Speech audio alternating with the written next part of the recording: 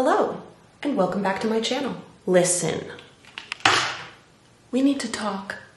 Were you a sensitive child? Because I was a sensitive child. I know kids are also very imaginative, but I was very loosely connected to reality. I think I used to believe that I had superpowers.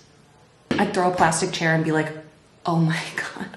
Oh my God, I'm an Avenger. Something I would actually do as a child is I would build a time machine because I was obsessed with time travel, and I would test it, and then when it didn't work, I'd be like, why isn't this working? I'm a goddamn genius. Why isn't this working? So let's just say I was very imaginative, I was easily upset, and I internalized a lot of fears, as I'm sure I'm not the only one. So I thought it would be funmatizing to revisit some of these childhood fears and see if they still hold up as being scary. Number 1, the prank scene from Parent Trap.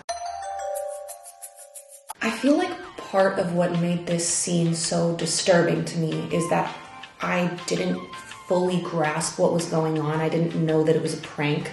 I only understood about 15% of the films I was watching, and then as I grew up, I was like, oh, that's what was happening. Honestly, I read it as a genuine torture scene.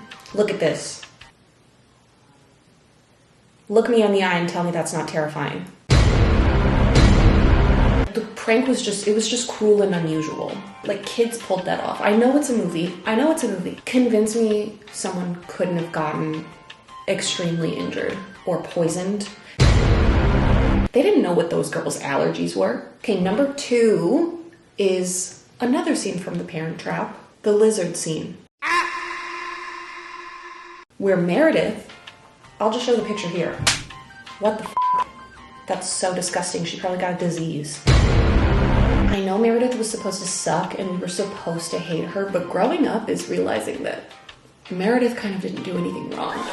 Comment below, was Meredith secretly cool or was she just a bitch through and through? Anyway, R.I.P. Meredith. In the arms of... Number 3, I have 2 words for you.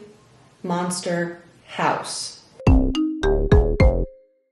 Honestly, I cannot believe this was a children's movie. Just some of the scenes in it are just so traumatizing. So the things that still scare me as an adult tend to be equal parts terrifying and sad. I think episode 5 of Haunting of Hill House, if you have seen it, you know what I mean. I did not sleep. So not only was Monster House a creepy ass motion capture animation that was supposedly just, everybody was like, I need to use motion capture in the early 2000s. You used it too early. So when you find out why the house is actually haunted, it's sad.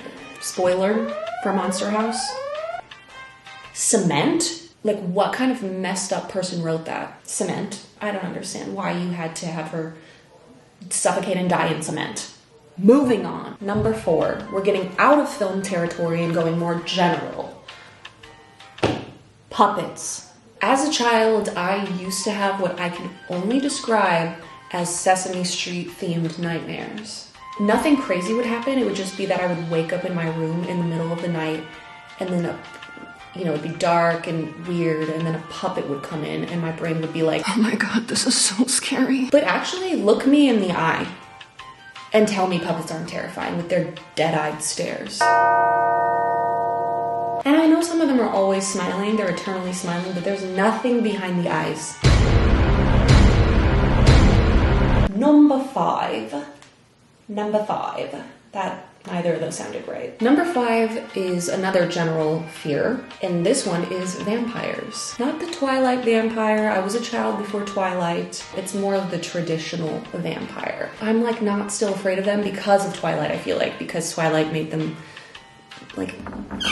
aspirational / cool / goofy. Edward's like, this is the skin of a killer, Bella. Meanwhile, this fear is also one that I would call Scooby-Doo adjacent.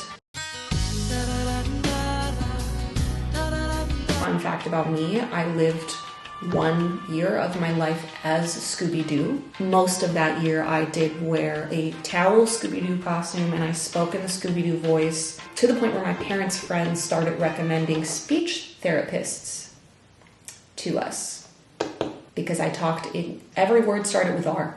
If you've seen Scooby-Doo, you know what I was doing. Were you that dedicated as a child? So in most of my vampire dreams, it was me, Scooby, Shaggy. Sometimes we would have the Mystery Inc. car. We'd be running from vampires who wanted to suck our blood, and usually we were losing. Also, a lot of the time, the vampires chasing us were bald. It was very Nosferatu vibes. I don't think I had seen Nosferatu, but maybe I saw that episode of SpongeBob. Number 6 is the puppet scene from Polar Express.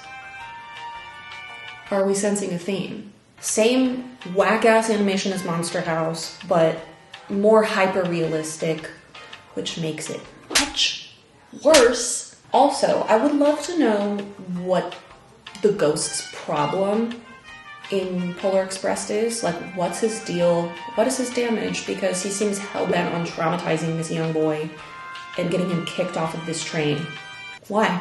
Why? Before I head out, thank you for over 1,000 views on the Amelia Perez video. I really appreciate it. Welcome to all the new subscribers. I hope you stick around. My channel sort of revolves around music, but it's grown a little bit outside of that. So I don't know if you have any ideas, comment below. Please like and subscribe and share this video.